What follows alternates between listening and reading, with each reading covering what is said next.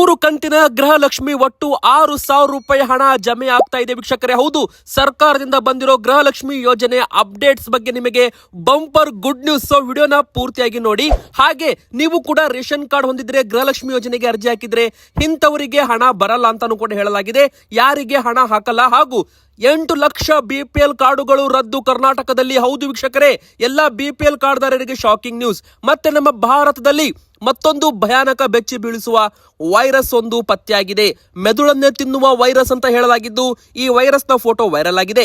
ಮತ್ತೆ ವೀಕ್ಷಕರೇ, ನಿಮ್ಮ ಮನೆಯಲ್ಲೂ ಕೂಡ ವಾಹನಗಳು ಇದ್ದರೆ, ಹಳೆ ವಾಹನಗಳು ಇದ್ರೆ ಕರ್ನಾಟಕ ಸರ್ಕಾರದಿಂದ ಹೊಸ ಆದೇಶ ಪ್ರತಿಯೊಬ್ಬರಿಗೂ ಕೂಡ ಇದು ಅನ್ವಯವಾಗುತ್ತೆ. ಚಂದ್ರಗ್ರಹಣ ಆಯಿತು, ಈಗ ಮತ್ತೆ ಸೂರ್ಯಗ್ರಹಣ ವೀಕ್ಷಕರೇ. ಸೂರ್ಯಗ್ರಹಣದ ದಿನಾಂಕ ಯಾವ ರಾಶಿಗಳ ಮೇಲೆ ಹೆಚ್ಚು ಪರಿಣಾಮ, ಪ್ರತಿಯೊಂದು ಡೀಟೇಲ್ ಆಗಿ ವಿಡಿಯೋದಲ್ಲಿ ನೋಡೋಣ. ವಿಡಿಯೋನ ಕೊನೆ ತನಕ ಪೂರ್ತಿಯಾಗಿ ನೋಡಿ. ಹಾಗೆ ಆಧಾರ್ ಕಾರ್ಡ್ ಇದ್ದ ರೈಲ್ವೆ ಪ್ರಯಾಣಿಕರಿಗೂ ಕೂಡ ಒಂದು ದೊಡ್ಡ ಸಿಹಿ ಸುದ್ದಿ. ಕೇಂದ್ರ ಸರ್ಕಾರದಿಂದ ರೈಲ್ವೆ ಡಿಪಾರ್ಟ್ಮೆಂಟ್ ಕಡೆಯಿಂದ ನೀವು ಕೂಡ ರೈಲಿನಲ್ಲಿ ಮಾಡ್ತಾ ಇದ್ರೆ ಆಧಾರ್ ಕಾರ್ಡ್ ಇದ್ದವರಿಗೆ ಒಂದು ಸಿಹಿ ಸುದ್ದಿ. ಹಾಗೆ ಮೊಬೈಲ್ ಫೋನ್ ಬಳಕೆ ಮಾಡೋರಿಗೆ ಒಂದು ಎಚ್ಚರಿಕೆ ಸಂದೇಶ. ಈ ತಪ್ಪು ಮಾಡಿದ್ರೆ ನಿಮ್ಮ ಬ್ಯಾಂಕ್ ಖಾತೆ ಖಾಲಿ ಆಗೋದು ಮಾತ್ರ ಅಲ್ಲ, ನೀವೇ ಹಣ ಕೊಡಬೇಕಾಗಿನೂ ಬರಬಹುದು ವೀಕ್ಷಕರೇ. ದೊಡ್ಡ ಜಾಲ ಪತ್ತೆಯಾಗಿದೆ, ಹೀಗಾಗಿ ವಿಡಿಯೋನ ಕೊನೆ ತನಕ ನೋಡಿ. ಬಂಗಾರದ ಬೆಲೆ ಈಗ 1,15,000 ರೂಪಾಯಿ.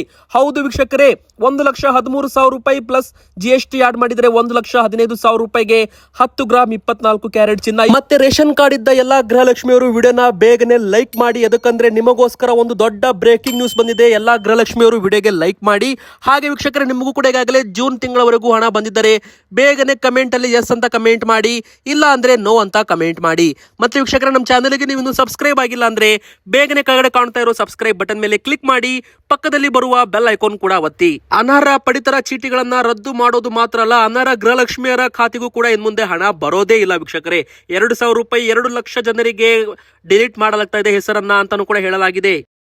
ಯಾರು ಗೃಹಲಕ್ಷ್ಮಿ ಯೋಜನೆಯಿಂದ ಹೊರಗುಳಿಯಲಿದ್ದಾರೆ ಅಂದ್ರೆ ಅಂತವರಿಗೆ 2,000 ರೂಪಾಯಿ ಇನ್ ಮುಂದೆ ಬರೋದಿಲ್ಲ ಅಂತ ಹೇಳ್ಬೋದು. ಒಟ್ಟು 2,14,000 ಗೃಹಲಕ್ಷ್ಮಿ ಅಕೌಂಟ್ಗಳು ಅನುಮಾನಾಸ್ಪದವಾಗಿದೆ. ಅಂದರೆ ಅನರ್ಹ ಪಡಿತರ ಚೀಟಿಗಳನ್ನ ಪಡೆದುಕೊಂಡು ಅದರ ಮೂಲಕ ಅರ್ಜಿಯನ್ನ ಹಾಕಿರ್ತಾರೆ. ಅಂತವರ ಕಾರ್ಡುಗಳು ಡಿಲೀಟ್ ಆಗಲಿದ್ದಾವೆ. ಮತ್ತು ಹೊರ ರಾಜ್ಯದಿಂದ ಬಂದು ಕರ್ನಾಟಕದಲ್ಲಿ ಡುಪ್ಲಿಕೇಟ್ ಬಿಪಿಎಲ್ ಕಾರ್ಡ್ ಮಾಡಿಸಿ ಅವರು ಕೂಡ ಗೃಹಲಕ್ಷ್ಮಿ ಅಕೌಂಟ್ಗೆ ಆಡ್ ಮಾಡಿದ್ದಾರೆ. ಸೊ ಅದು ಕೂಡ ಈಗ ಪತ್ತೆಯಾಗಿದೆ. ಅವರಿಗೂ ಕೂಡ ಗೃಹಲಕ್ಷ್ಮಿ ಹಣ ಬರೋದಿಲ್ಲ. ಮತ್ತು ಇಲ್ಲಿ ಇಂಪಾರ್ಟೆಂಟ್ ಆಗಿ ನಮ್ಮ ಕರ್ನಾಟಕದಲ್ಲಿ ಈಗ ಗೃಹಲಕ್ಷ್ಮಿಯರಿಗೆ ಶಾಕ್ ಅಂತ ಹೇಳ್ಬೋದು. ಹಾಗೆ ಬಿಪಿಎಲ್ ಕಾರ್ಡ್ ಇದ್ದವರಿಗೂ ಕೂಡ ಶಾಕ್ ಅಂತ ಹೇಳ್ಬೋದು. ಇಲ್ಲಿ ITR ಫೈಲ್ ಮಾಡುವವರು, ಟ್ಯಾಕ್ಸ್ ತುಂಬುವವರು ಹಾಗೂ ಮುಖ್ಯವಾಗಿ GST ಅಕೌಂಟ್ ಇದ್ದ ಗೃಹಲಕ್ಷ್ಮಿಯರಿಗೆ ಅಥವಾ ಅವರ ಒಂದು ಯಜಮಾನರ ಹೆಸರಿನಲ್ಲಿ GST ಅಕೌಂಟ್ ಇದ್ರು ಕೂಡ ಅವರು ಕೂಡ ಗೃಹಲಕ್ಷ್ಮಿ ಯೋಜನೆಗೆ ಅರ್ಹರಾಗಿರೋದಿಲ್ಲ. ಆದ್ರೂ ಕೂಡ ತುಂಬಾ ಜನರು ನಮ್ಮ ಹತ್ರ GST ಅಕೌಂಟ್ ಇಲ್ಲ ಹಾಗೂ ITR ಫೈಲ್ ಮಾಡಲ್ಲ ಅಂತ ಸುಳ್ಳು ದಾಖಲೆ ಕೊಟ್ಟು ಗೃಹಲಕ್ಷ್ಮಿ ಯೋಜನೆಯಿಂದ 2,000 ರೂಪಾಯಿ ಪ್ರತಿ ತಿಂಗಳು ಇಲ್ಲಿವರೆಗೂ 42,000 ರೂಪಾಯಿ ಹಣವನ್ನ ಪಡೆದುಕೊಂಡಿದ್ದಾರೆ. ಸೊ 2,14,000 ಗೃಹಲಕ್ಷ್ಮಿ ಅವರ ಹೆಸರಿನಿಂದ ಅಕೌಂಟ್ ಹೆಸರನ್ನ ತೆಗೆದು ಹಾಕಲಾಗ್ತಾ ಇದ್ದು ಅವರಿಗೆ ಹಣ ಬರೋದಿಲ್ಲ ಅಂತ ಹೇಳಲಾಗಿದೆ. ಇನ್ನು 6,000 ರೂಪಾಯಿ ಹಣ ಬಿಡುಗಡೆ ಬಗ್ಗೆನೂ ಕೂಡ ಅಪ್ಡೇಟ್ ಬಂದಿದ್ದು ವೀಕ್ಷಕರೇ, ಇದೇ ವಾರದಲ್ಲಿ 2 ಕಂತು 4,000 ರೂಪಾಯಿ ಹಣ ಬಿಡುಗಡೆ ಆಗುತ್ತೆ. ಇನ್ನು ಜುಲೈ ತಿಂಗಳ ಹಣವು ಕೂಡ ಇನ್ನು ಕೆಲವೇ ದಿನಗಳಲ್ಲಿ ನಿಮ್ಮ ಖಾತೆಗೆ ಬಂದು ಸೇರಲಿದೆ. ಇನ್ನು ದಸರಾ ಅಂದ್ರೆ ಅಕ್ಟೋಬರ್ 2ರಿಂದ ಅಕ್ಟೋಬರ್ 10ನೇ ತಾರೀಕಿನ ಒಳಗಡೆ ನಿಮಗೆ 4,000 ರೂಪಾಯಿ ಅಂದರೆ 2 ಕಂತು ಹಣ ಜಮೆ ಆಗಲಿದೆ ಅಂತ ಒಂದು ಅಪ್ಡೇಟ್ ಕೂಡ ಬಂದಿದೆ ವೀಕ್ಷಕರೇ. ಅಂದ್ರೆ ಇದು ನಿಮಗೆ ಹಣ ಇನ್ನು ಕೇವಲ 15 ದಿನಗಳಲ್ಲಿ ಬರಲಿದೆ ಅಂತಾನೆ ಹೇಳ್ಬಹುದು. ಇದು ಒಂದು ಬಂಪರ್ ಗುಡ್ ನ್ಯೂಸ್ ಅಂತಾನೆ ಇಲ್ಲಿ ಹೇಳ್ಬಹುದು ವೀಕ್ಷಕರೇ. ಬನ್ನಿ, ಈಗ ಇನ್ನೊಂದು ಬಿಗ್ ಬ್ರೇಕಿಂಗ್ ನ್ಯೂಸ್ ಕೂಡ ಬರ್ತಾ ಇದೆ.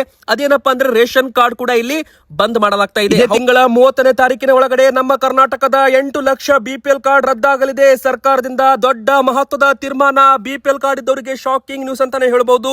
ಈ ಬಗ್ಗೆ ಮಾಧ್ಯಮಗಳ ಜೊತೆಗೆ ಮಾತನಾಡಿದ ಸಚಿವರು KH ಮುನಿಯಪ್ಪ ಅವರು, ಈಗಾಗಲೇ ಅಧಿಕಾರಿಗಳ ಜೊತೆಗೆ ಸಭೆಯನ್ನ ಮಾಡ್ತಾ ಇದ್ದೀವಿ, ಶೀಘ್ರದಲ್ಲೇ ಅಂತಿಮ ತೀರ್ಮಾನ ಮಾಡುತ್ತೀವಿ.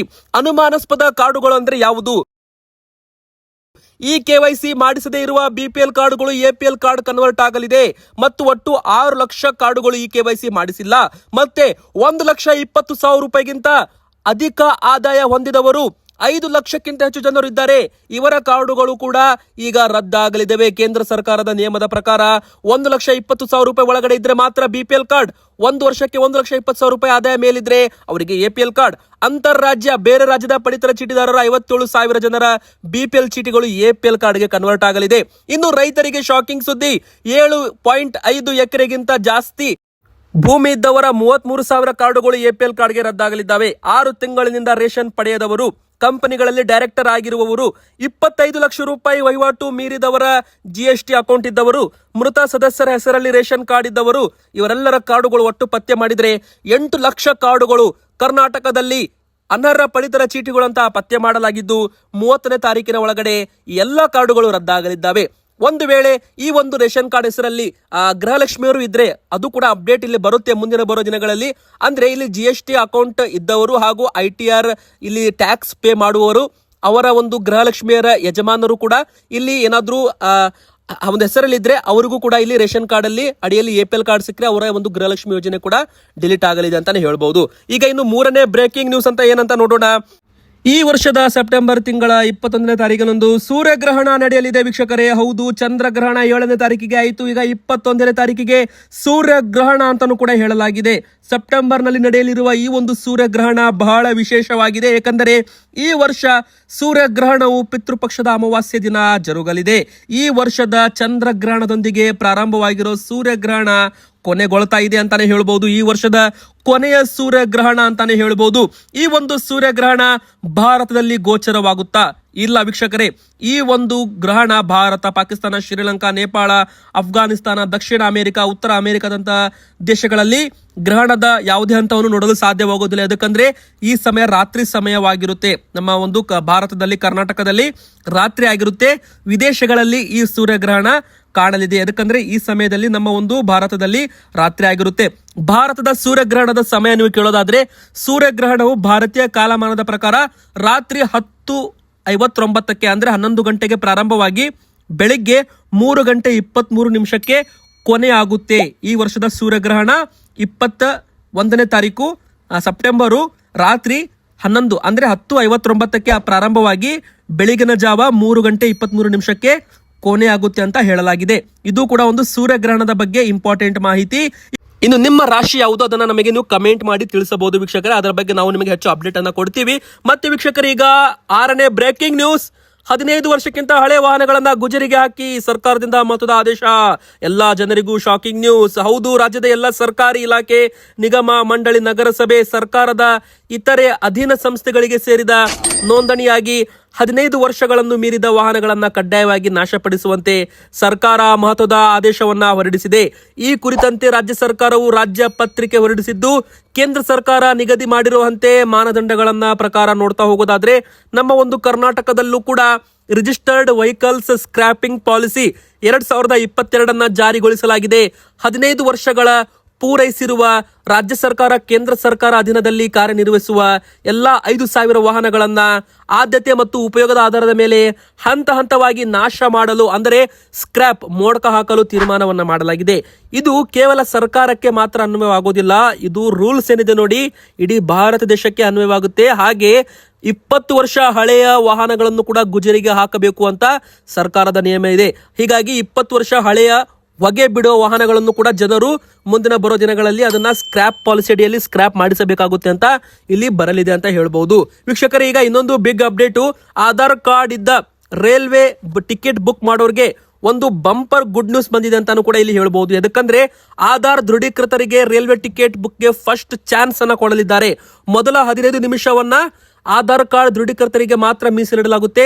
ಇದೇ ಅಕ್ಟೋಬರ್ 1ರಿಂದ ಜಾರಿ ಆಗ್ತಾ ಇದೆ. ಅಂದರೆ ಆಧಾರ್ ವೆರಿಫೈಡ್ ಆದ ಬಳಕೆದಾರರು ಮಾತ್ರ IRCTC ಆನ್ಲೈನ್ ವೆಬ್ ಅಥವಾ ಅಪ್ಲಿಕೇಶನ್ ಮೂಲಕ ಮೊದಲ 15 ನಿಮಿಷ ಅವಧಿಯಲ್ಲಿ ಟಿಕೆಟ್ ಬುಕ್ ಮಾಡುವ ಅವಕಾಶವನ್ನ ಅಕ್ಟೋಬರ್ 1ರಿಂದ ಜಾರಿಗೆ ಬರಲಿದೆ.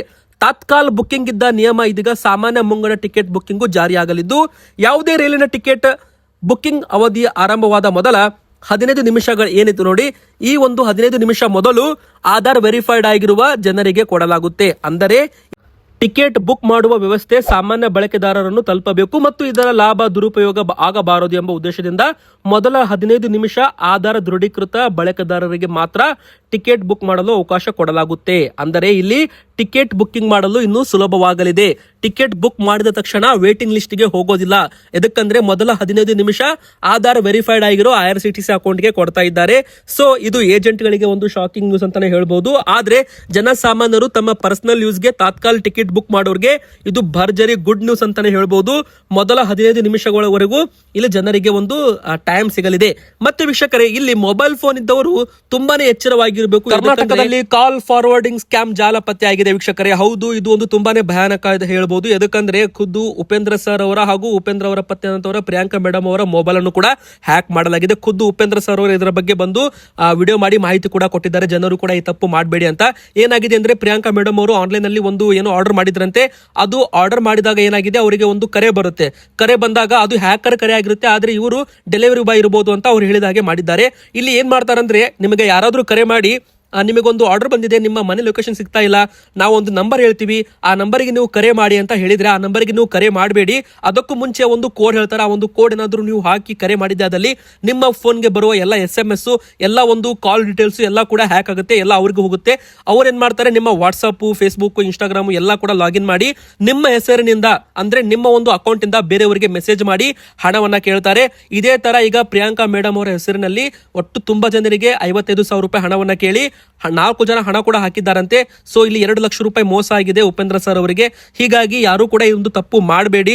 ನಿಮಗೆ ಯಾರಾದ್ರೂ ಕರೆ ಮಾಡಿ ಈ ತರ ಒಂದು ಕರೆ ಮಾಡಿ ನಮ್ಮ ಒಂದು ನಂಬರ್ಗೆ ಅಂತ ಹೇಳಿದ್ರೆ ಯಾರು ಕೂಡ ಕರೆ ಮಾಡಬೇಡಿ ವೀಕ್ಷಕರೇ. ಇದರಿಂದ ನಿಮ್ಮ ಒಂದು ಮೊಬೈಲ್ ಹ್ಯಾಕ್ ಆಗೋ ಸಾಧ್ಯತೆ ಇರುತ್ತೆ. ಸೊ ಈ ವಿಡಿಯೋನ ಆದಷ್ಟು ಶೇರ್ ಮಾಡಿ, ವಿಡಿಯೋಗೆ ಲೈಕ್ ಮಾಡಿ, ನಮ್ಮ ಚಾನಲ್ಗೆ ಸಬ್ಸ್ಕ್ರೈಬ್ ಆಗಿ.